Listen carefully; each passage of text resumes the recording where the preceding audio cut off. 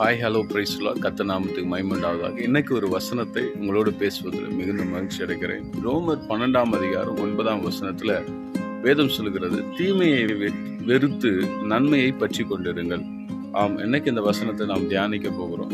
ஆண்டவர் நமக்கு கொடுக்கிற இந்த வசனத்தை நீங்கள் நிதானமாய் கவனிப்பீர்களான உங்கள் வாழ்க்கைக்கு அது ஆசீர்வாதமாக இருக்கும்.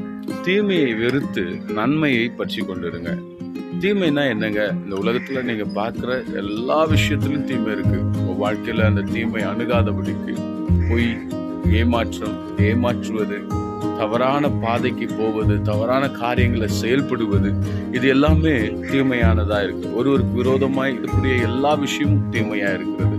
உனக்கு விரோதமாய் உருவாக்கப்படும் எந்த ஆயுதமும் வாய்க்காதே போகும்னு சொல்லி ஆண்டவர் சொல்லி இருக்கிறார். சிலர் தீமை செய்வாங்க, நீங்க முன்னேற விடாதபடிக்கு தீமை செய்வாங்க. எப்படியாவது உங்களை கீழே தள்ளலாம், உங்களுக்கு விரோதமான காரியங்களை செய்யலாம். ஆனா நீங்க ஒரு நாளும் அவங்களுக்கு அப்படி செய்தவர்கள் யார் என்பது தெரிந்திருந்தாலும் நீங்கள் அவர்களுக்கான தீமையை நீங்கள் செய்யாதபடிக்கு உங்களை நீங்கள் நன்மை செய்து அவர்களுக்கு கர்த்தருடைய அன்பை தெரியப்படுத்துங்கள். நீங்கள் ஆண்டவருடைய பிள்ளைகளாய் இருக்கிறீர்கள் என்பதை மறந்து விடாதீர்கள்.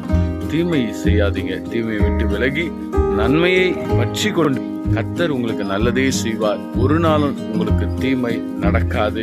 கர்த்தர் உங்களோடு கூட இருக்கிறார். இந்த நாள் உங்களுக்கு இனிய நாளாக இருப்பதாக என்று வாழ்த்துகிறேன். God bless you. Amen.